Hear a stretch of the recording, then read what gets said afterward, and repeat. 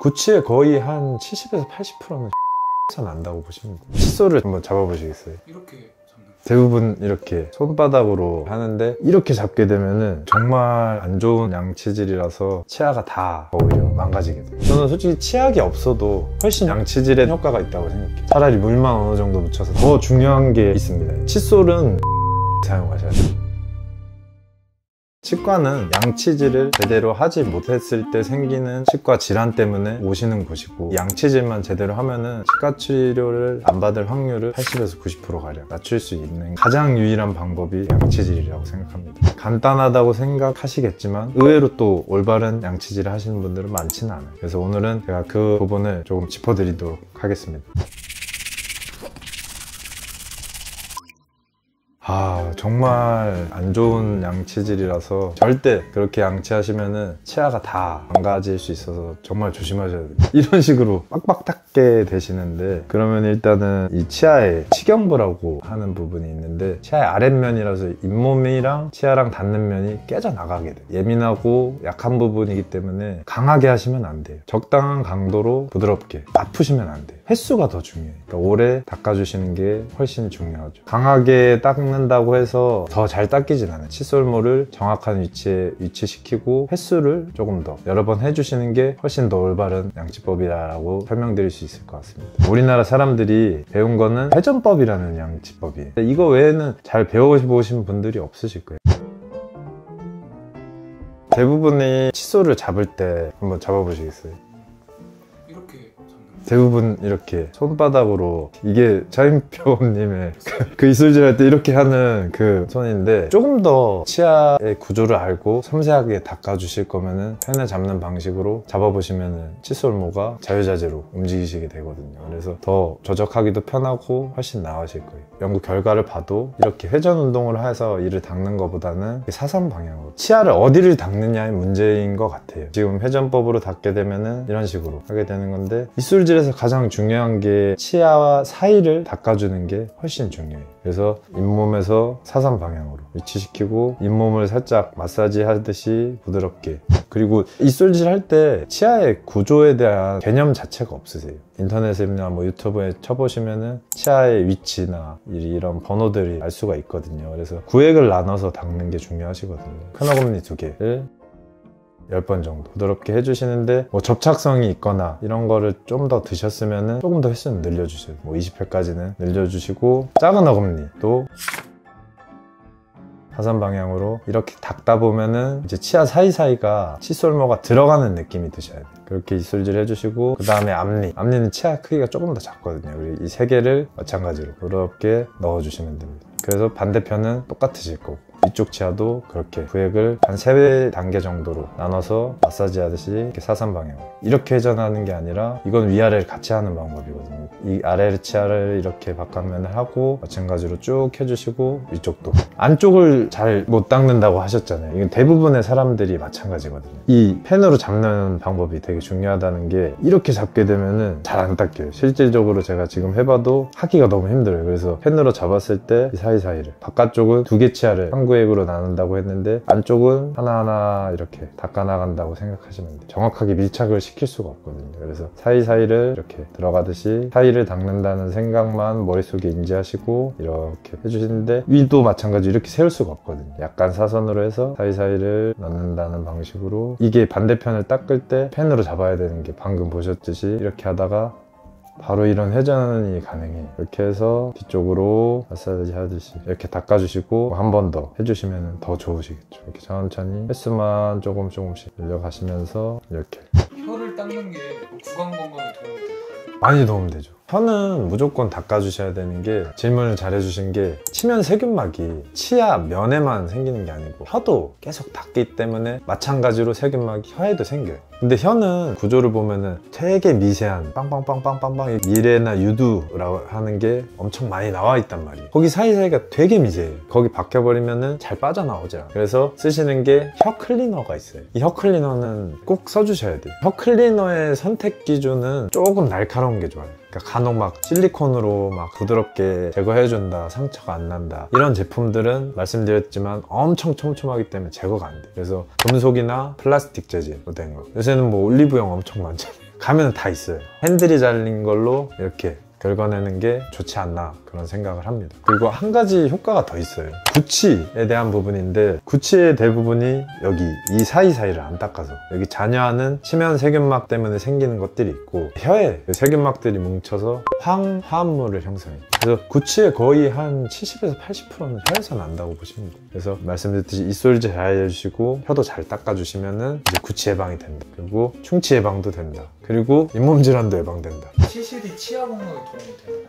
치실 같은 경우에는 도움이 됩니다. 구강 보조 위생용품 중에 치실이 있고 치간 칫솔, 이 두 가지가 대표적인 경우거든요. 근데 이 두 가지도 잘못된 사용 방법으로 쓰게 되면 오히려 좋지 않아요. 안 쓰는 것보다 좋지 않아요. 그래서 제가 정확한 방법을 설명을 드리면은, 치실 같은 경우에는 대부분 이렇게 실이에요. 왁스 처리가 된 게 있고 안 된 게 있고, 그런 거는 굳이 생각 안 하셔도 되고, 요즘에 나오는 것들은 다 좋아서 이렇게 한 30cm 정도 끊으셔가지고 중지에다 묶고 이렇게 잡게 돼요. 엄지랑 검지 이런 식으로 잡고, 대부분 하게 되면 이런 식으로 사이로 넣게 되겠죠. 그래서 모형을 한번 보시면은 이렇게 사이사이로 넣는데, 이게 안 들어가면은 억지로 넣으시면 안 돼요. 이런 식으로 이렇게 해버리면은 치아가 오히려 망가지게 돼요. 봐봐요. 끊어지면은 또 실이 끊어져서 남아서 오시는 분들이 있어요. 치아가 밀려나니까. 그래서 이렇게 안 들어가는 경우에는 억지로 끝까지 넣으려고 하시지 마시고, 그냥 들어가는 정도까지만 해주시고, 치아 사이에 들어갔다고 이렇게 완전 밀어넣는 분들이 있어요. 이러면은 잇몸이 망가져요. 또 튕긴다고 팍 튕기시는 분들이 있어요. 그래서 보듬듯이 이렇게, 아까 강조하듯이 강한 힘은 좋지 않고 횟수가 더 좋거든요. 천천히 내렸다가 한번 쓸어 올리시고, 천천히 내렸다가 쓸어 올리시고.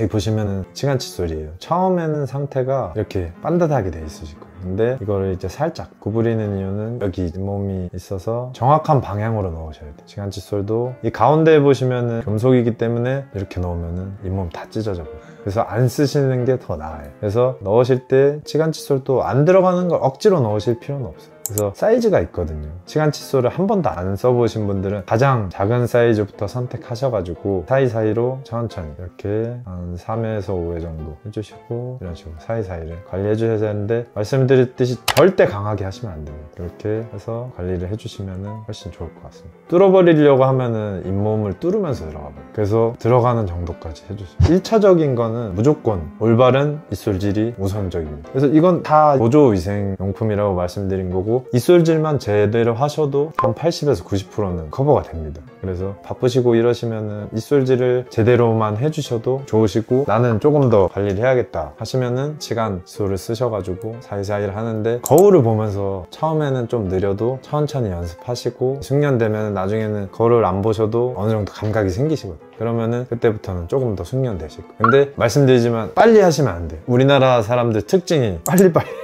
이렇게 막 하시다가 다쳐서 오시는 분 되게 많아요. 그래서 제가 한번 우리 병원에 오신 분들이 왜 자꾸 다쳐서 오시지 하고 한번 시켜본 적이 있어요. 근데 정확하게 속도를 이런 식으로 딱 내요. 그쵸. 이 닦듯이 막 너무 강하게 하시니까 당연히 제 앞에서 피가 이렇게 막 철철 흐르시는 거예요. 그래서 그런 부분들은 안 된다.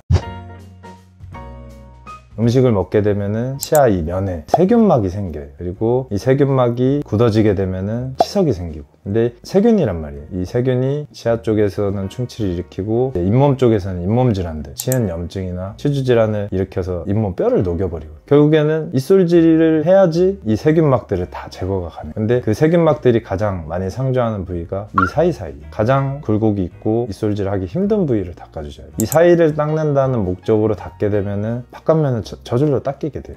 이렇게 제가 하는 이 방법의 정확한 입술질명은 와타나베법이라고 해요. 저는 약간 사이사이를 닦으면서도 살짝씩 진동을 주는 방법을 쓰거든요. 이거는 뭐냐면은 바스법이라고 하는데, 둘 다 하기는 처음엔 좀 힘드실 거예요. 그래서 이 사이사이를 닦는 와타나베법만 하셔도 충분하다. 근데 간혹 잇몸이 출혈이 좀 있거나 하면은 약간 진동하듯이 마사지를 해주면은 잇몸이 조금 더 단단해질 수 있다. 간혹 입술질 너무 세게 해서 잇몸 찢어져 오시는 분이 진짜로 있으세요. 플라스틱이 이렇게 하시다가 팍 찍혀버리면 상처가 나고 아프시거든요. 천천히 해주시고, 막 이렇게 빨리 한다고 이렇게 해주시는 분들이 있는데,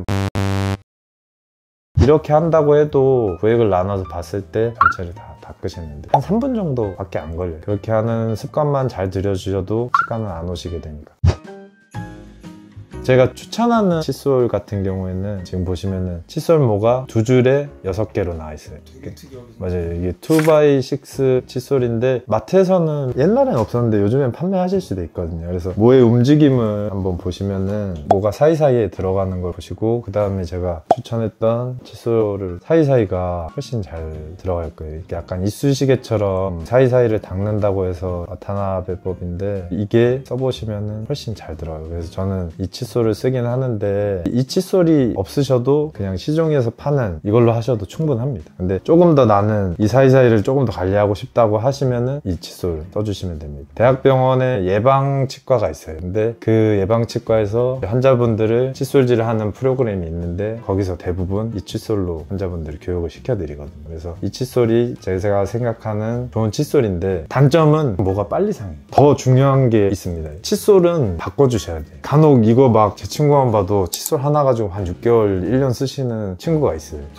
아, 그래요? 그러면은 어떤 현상이 생기냐면은 보시면은 모들이 다 뭉개져 버려요. 뭉개진 상태에서 닦게 되면은 이게 다 나간 상태로 그냥 문대 버리는 거죠. 그러면은 이 세균막을 벗겨내고 닦아내야 되는데 그냥 옆면으로만 닦게 되니까 당연히 잘 안 닦이겠죠. 그리고 모가 거칠어져 버렸기 때문에 치아 면에 손상을 주면은 아까 말씀드린 치경부, 잇몸이랑 치아가 닿는 부분이 깨져나가는 현상이 생길 수 있기 때문에 칫솔은 권장 주기는 뭐 논문이나 여러 미국에서 발표한 자료들을 보면 한 3개월에서 4개월 주기로 바꿔주면 된다는데 제가 추천드리는 거는 1개월 정도에 한 번씩 바꿔주시는 게 좋을 것 같다는 게 제 생각이에요. 그래서 여유만 되신다면은 그냥 칫솔 한번 사실 때 많이 사셔서 아끼시지 마시고, 어차피 칫솔 하나를 쓰셔도 커피보다 싸거든요. 그래서 하셔서 바꿔가면서 써주시는 게 가장 중요하다고 생각합니다. 요즘에 그냥 마트에 가서 보실 수 있는 아무 칫솔이나 사셔도 돼요. 근데 선택 기준은 간혹 모가 막 이만한 것들이 있어요. 칫솔 모가. 근데 그런 거 쓰시면 안 돼요. 그러니까 제가 말씀드렸듯이 칫솔 모 부분은 좀 얇아야 돼요. 얇은 게 좋고, 일반적인 칫솔모는 대부분 이렇게 보시면 이중 미세모로 돼 있거든요. 그 정도가 딱 적당한 정도인데 이것만 너무 넓지 않으시면 돼요. 치약을 짜실 때 너무 많이 짜시면 안 됩니다. 치약이 많이 들어간 상태에서 문지르게 되면은 세균막을 벗겨내는 게 목적이라고 했잖아요. 그게 잘 이루어지지가 않아요. 그래서 치약은 항상 콩알만큼만 짜는 게 좋습니다. 그건 거품이 잘 안 나지 않나요?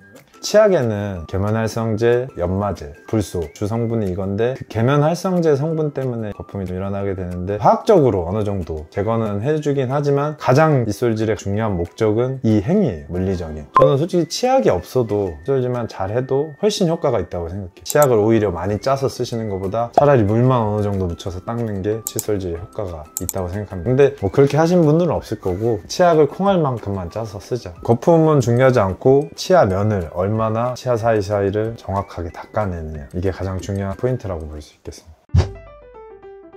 저도 마찬가지지만 올바른 칫솔질을 한다고 해도 사람이기 때문에 치석들이 어느 정도는 쌓이게 돼. 근데 이 치석들은 치과에서 스케일링으로 제거를 하죠. 간혹 뭐 요새 광고들을 보면은 스케일링 칫솔이 있는데 그게 돌 같은 거를 스케일링 칫솔로 벗겨낸다고 하면 얼마나 단단하겠어요. 말씀드렸지만 그러면은 이가 다 깨져나갑니다. 그래서 칫솔은 그 세균막을 벗겨내는 정도로 생각하셔야 됩니다. 치석을 벗겨내는 게 아니고. 저는 그냥 마음대로 닦았었어요. 치과대학에서 배우기 전까지. 이렇게 닦기도 하고, 그냥 뭐 만화를 좋아한다고 했잖아요. 만화 보면서 이렇게 아무데나 그냥 생각 없이 닦고. 근데 인지를 하고 닦아주시는 게 중요해요. 거울을 보고 이 치아 모양을 보시면은 이렇게 치아는 위쪽 14개, 아래쪽 14개. 사랑니 포함하면은 32개가 있는데 28개가 있단 말이에요. 그래서 보시면은 앞니라고 하는 거는 이 송곳니부터 송곳니를 앞니라고 해요. 씹는 면을 보시면은 일자예요. 그래서 음식물을 자르는 기능을 하시고, 작은 어금니는 조금 더 작잖아요. 그래서 이 두 개는 음식물을 자른 거를 조금 더 잘게 부수고, 큰 어금니는 완전히 뭉툭하잖아요. 근데 이 두 개는 이제 더 잘게 부셔서 식도로 넘어가야지 소화가 잘 되는데, 이 모양들을 우선 머릿속에 인지를 하시고, 아, 큰 어금니는 더 크지 하고 닦아주시는 거랑 치아의 형태랑 이런 것들을 조금 더 숙련되시면 훨씬 이 사이사이에 넣기에 편하실 거예요. 위치 잡는 것도 편하시고. 그래서 저도 칫솔질을 바꾸고 난 뒤부터는 잘 안 써버려요. 저도 어릴 때 막 초콜릿, 사탕, 지금 제 조카도 그래서 저한테 치료를 받고 있는데 웬만한 치료를 다 받았었어요. 근데 치과대학에 가서 올바른 칫솔질을 배우고 난 뒤부터는 충치 치료를 받은 적은 없는 것 같아요. 그 칫솔질만 잘해주셔도 웬만한 치과는 안 가셔도 된다. 그게 결론입니다. 첫 번째, 칫솔질을 하자. 하루 3번은 하자. 그리고 카라멜, 엿 이런 좀 접착성이 있는 것들을 드셨을 때는 한 번 더 하자. 그리고 2번째, 정확하게 입술질을 하자. 치아 사이사이를 정확하게 닦아주자. 그리고 3번째, 칫솔, 시간 칫솔이나 치실을 쓰실 때는 올바르게 사용하셔야 됩니다. 그리고 둘 중에 꼭 쓰셔야 된다고 하면은 저는 시간 칫솔을 추천드립니다. 사이즈는 작은 단계부터 시작하시면 됩니다. 그리고 마지막 4번째, 혀는 닦자. 그리고 클리너는 조금 날이 있는 금속이나 플라스틱 재질로 닦아주시면 모든 게 예방될 것 같습니다.